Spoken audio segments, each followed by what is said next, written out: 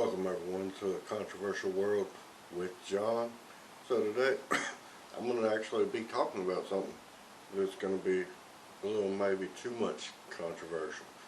And the reason I'm bringing up this subject is something we all hear about today in the news and around areas and stuff with all the political events going on and all the Democrats and stuff trying to win a seat in the White House in 2020. I want to talk about reparations for a minute. Reparations.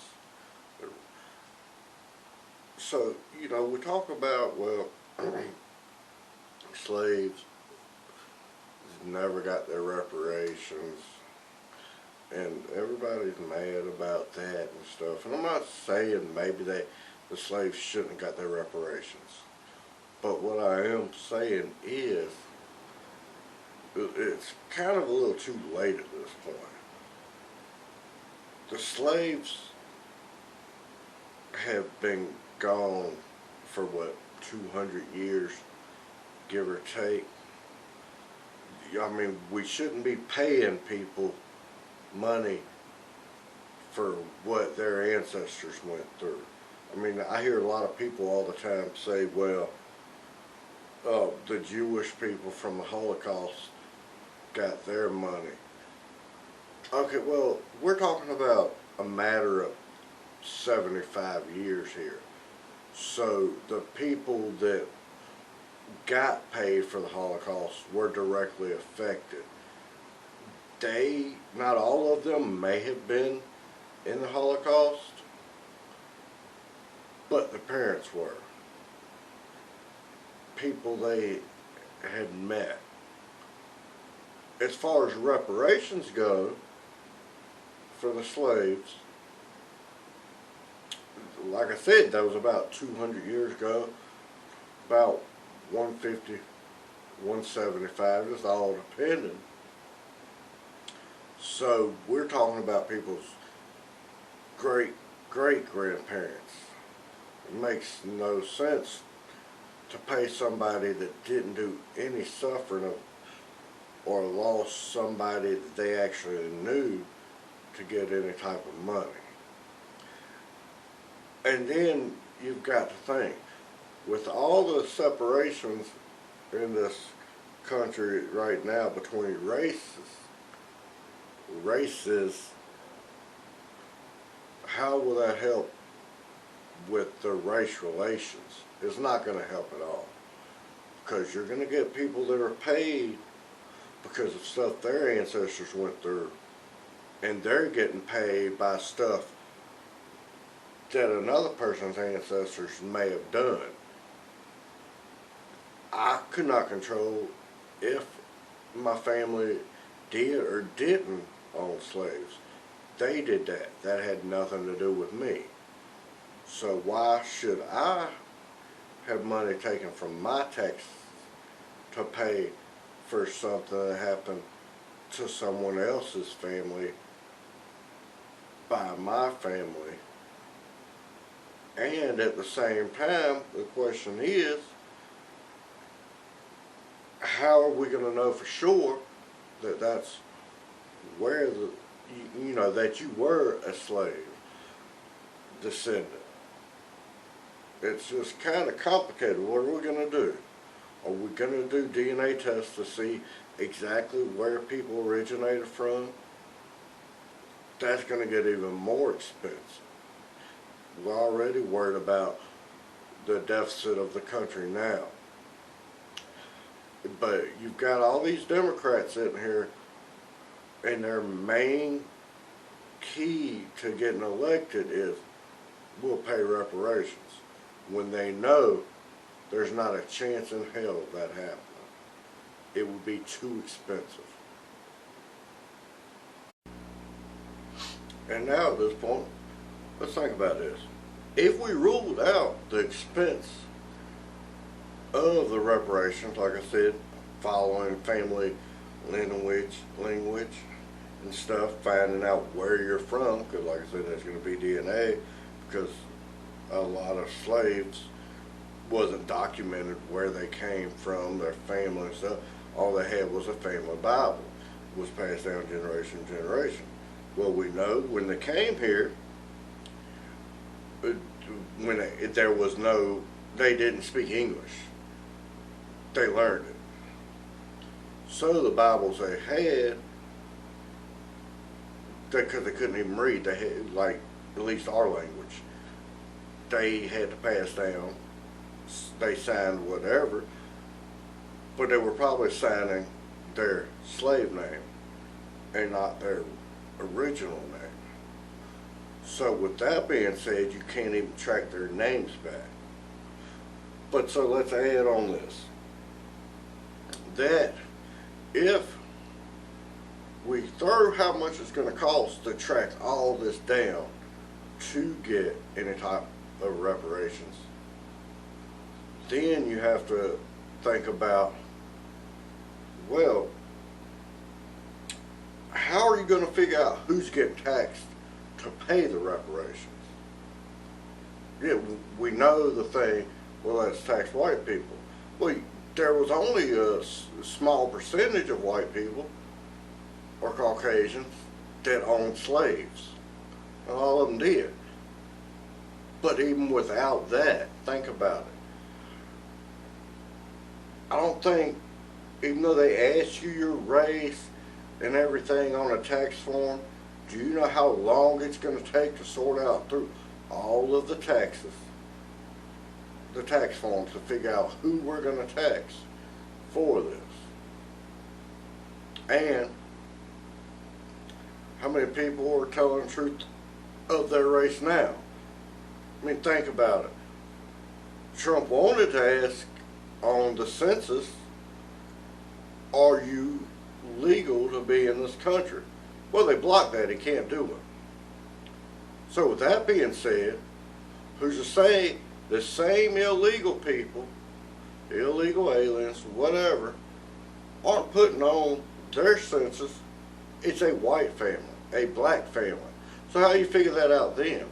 It's kind of hard to figure out who somebody is on a tax form, even a death record, a voting record, when you're lying to cover up what you are or who you are, because you don't want to be caught because you're here illegally. Or maybe you don't want to be caught because you have a felony or you have a warrant on you. It's going to be really hard to figure out who's going to pay what in these reparations, because records aren't tracked the way they should be. And Congress is blocking that because they're saying it's racist to ask somebody, are they here legally or not? It's not racist. If you need to know what somebody is or who they are, whether it be legal reasons or for health reasons, kind of need to know where they're coming from if you want health reason wise, because you need to know what type of outbreaks they have there.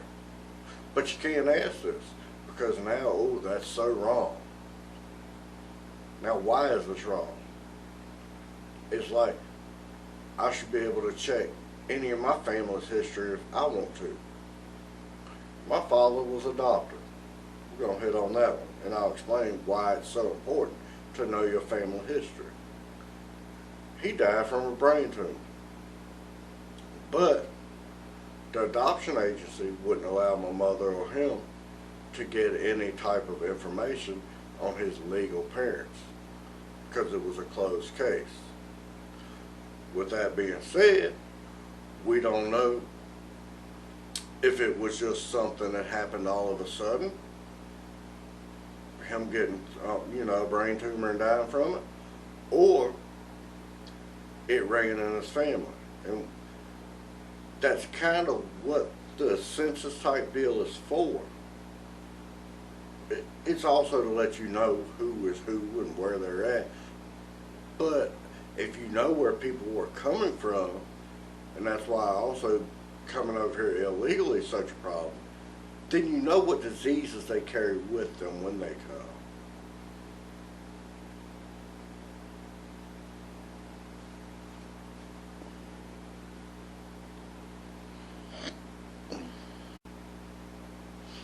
Okay, so with that being said, I want to run something by you for a second that I had thought of. This is my own mind, the way it works and stuff. So we're going to talk about reparations and whether it be good or a bad idea. Well, let me get you to think of it like this, and this is something I came up with. So let's say my father murdered somebody. He did. Pretty much killed himself, but that's a different story.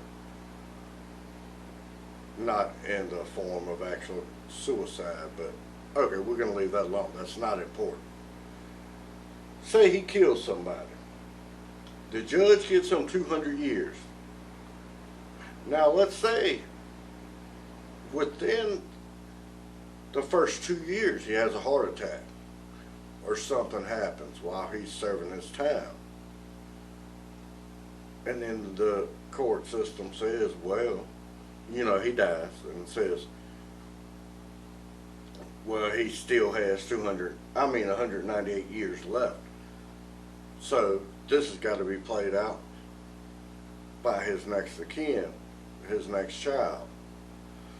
So that child's got to serve 198 years. Now let's say within, that child dies at 68 years old, maybe old age, pneumonia. Who knows? We don't know. So then you still have 130 years left because the original sentence was never finished. And we pass that 130 years to what? The grandchild. Let's say that grandkid dies 20 years old, got in a car accident. So at this point, we got 110 years left. Do we keep on going to the great-grandchild? So should somebody that had nothing to do with something that their ancestor, their relative, whatever you want to call it, should they have to,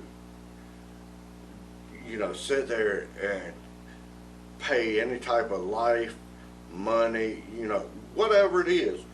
Why should they have to pay for what their family did?